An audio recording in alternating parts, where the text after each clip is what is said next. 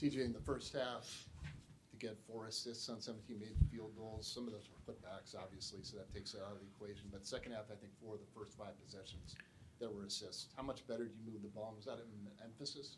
Yeah, yeah. I think the challenging thing is in the first half is especially in transition or, with Joshua or with Tamin, is at times in space, they can kind of overpower their guy, push through contact, and go score a basket. And so part of our offense in that first half is we want to get into the paint, and those guys had the ability. I think they each had 6 baskets at the rim or right near the rim in that first half, driving it. So to your point, we certainly want ball movement. We want everybody involved. We want everybody feeling good. And I think teams make decisions defensively at times that you feel like there's something you can take advantage of. And both of those guys are, they're great finishers, are playing at a high level. So I think that factored into it as well. Certainly we tried to be more conscious of that, coming out in the second half. But I think our guys have a really good mindset and desire to share the ball. Obviously, we saw that in the second half.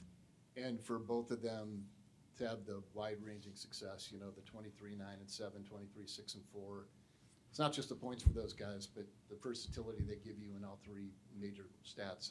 How special is that? Yeah, no, they do a great job. I mean, the rebounding is a huge area of emphasis for our team. I mean, making sure that we're continuing doing that. And then, again, all those areas produce. And I think, Tamin and Joshua are both playing at an extremely high level. And, their production is far greater than even what we see in their numbers.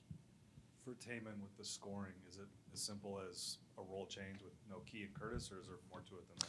Well, I think, first of all, he's healthy, right? And so for him last year, he's a contact-seeking player. But when your shoulders popped out and your fingers broken and, your legs, there's just a lot going on, right? And so I think for him to be the best offensive player, he needs to have burst and speed in space, which we see. He needs to use his power on smaller guards to be able to drive it through contact and get the ball to the rim. So I think the first component is Tamin's healthy. The second thing is that, we need this Tamin on this year's team. We need him to be a guy that hunts scoring opportunities. We need him to be a guy that continues to get into the paint and get to the rim. And, I mean, he continues to take care of the ball at an unbelievable rate as well, with another 4 assists without a turnover. So I think part of it's him healthy, part of it's by design, and then, certainly there's the part of that what our team needs from him this year. What can you say about J. Jeff's efficiency, not only tonight but through 4 games? No, he's terrific. He's doing a great job, attacking matchups, putting pressure on the rim, getting to the foul line. He's finishing with great confidence. He's all over the glass. So really pleased with what he's done through these first 4 games. And again, we know what he's capable of, and we know that there's even a step ahead for him that he can continue to grow his game and develop through the season. Hey, TJ, one of the things that you were talking about with Tamin was this year's team, you need him to be able to go score. How much does that say about him and his evolution as a player, thinking back to when he was a freshman to where he is now, and how you can ask him to do different things as his game has improved?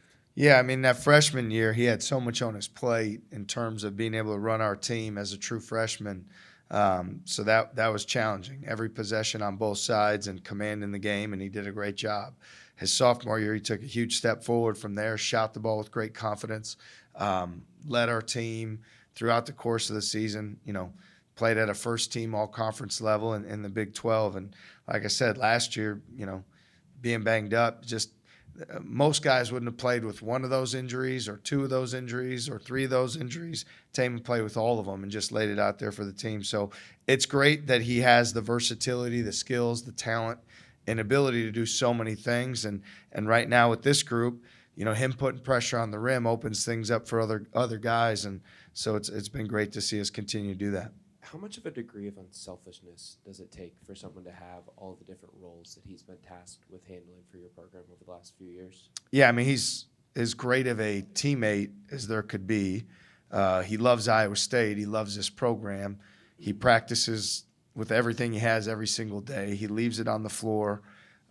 He cares about his teammates. He cares about winning. So it's really a testament to his family and his character, his upbringing, his parents, who he is as a man, and how he continues to elevate his own standard through the work that he does every day. There's nobody that has better intent to do those things in Tamman Lipsey. TJ, what type of work did Joshua put in during the offseason that has allowed him to take the leaps in scoring efficiency and decision-making that we've seen so far this season? The first thing is his body, his diet, his nutrition, getting in great shape so he can play longer stretches, heavier minutes. He deserves all the credit in the world for the work that he's put in. He looks great. He's moving great. And that's a testament to his work there. In terms of, his playmaking and decision-making, obviously tonight was 7 assists and just 1 turnover. He's a very high IQ player. He's someone that takes pride in getting guys shots and making plays for his teammates, and he continues to do that. And then to have the motor that he's demonstrated on the glass consistently to produce from a rebounding standpoint, again, a lot of it goes back to the conditioning and his body, but then there's the mental conditioning and the focus. So, Joshua has really elevated himself by the work that he's put in this offseason. He continues to do the work every day. And like I said, I know, his best is still yet to come. One more on Tamin, Coach. I mean, he picks up the knee injury right before this season. What does it say about him that the offense is coming so quickly? Well, his mental toughness is so high. And then when you look at when he was out, you could just sense how much he wanted to be out there, how much he realized being out, how quick this all goes, and how much you can't take a single day for granted.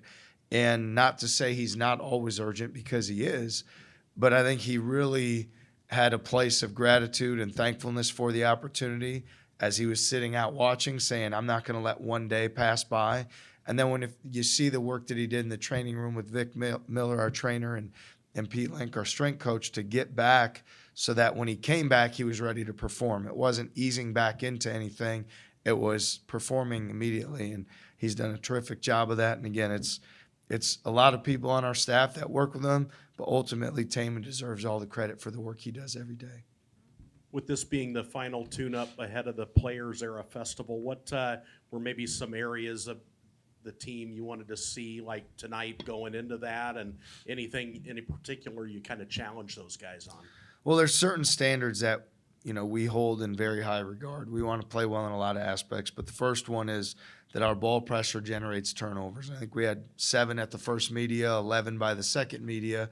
I would have liked to sustain that more for 40 minutes, but that's something that's going to be important no matter who we play. That's a standard we need to set, and speeding people up and turning them over regardless of opponent. That's something we're going to continue to lean into. We put a lot of emphasis on our transition defense to get back and not allow people to score in transition. They had 2 points on fast breaks tonight. We've been really good in that category. And then limited teams to 1 shot. I think all those things defensively, when they're all added together, we play well offensively. Our best offense is off our defense, in transition, after a rebound or after a turnover. And so we realized that in order to perform as we go into this next tournament, at the highest level, all those things have to be on display. There's standards that we take pride in upholding. We respect all of our opponents, and we know that every night out our opponent is, they're going to give it everything they have to win, but we have to uphold those standards. And then offensively, we want paint points. We want to score at the rim. We want to get to the foul line and then take the threes that present themselves. And our guys have done a good job understanding that and implementing that. And now it's going to continue to get more challenging as the competition elevates. And again, I still think it's more about what we do in practice tomorrow, what we do the next day, how we continue to do that, because you want to keep getting better. It's mid-November, long season ahead. The job is to keep getting better every day.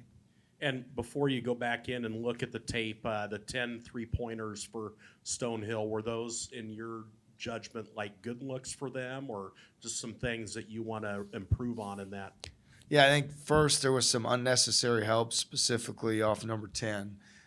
Early on when he got going, we got to be more mentally dialed in so that we have an awareness to other teams' great shooters to not give them clean looks. I would say that first and foremost. They play frontline guys that can step out and shoot threes. So our aggressiveness defensively and turning people over and trying to have 2 to the basketball, sometimes that can give that frontline player an open 3. We're not as worried about that one. We're more worried about making sure the ball doesn't hit the paint for them and then taking away their primary guys. So I think it's both. I think some of the looks were good looks that we've got to do a better job being intentional to not help off or over help off people. And then some looks we're going to take within the realm of how we play defense and say, as long as it's not getting in the paint and we're getting there to late contest, those are shots that we're willing to live with. So I think it's understanding both of those two and being a little bit more intentional.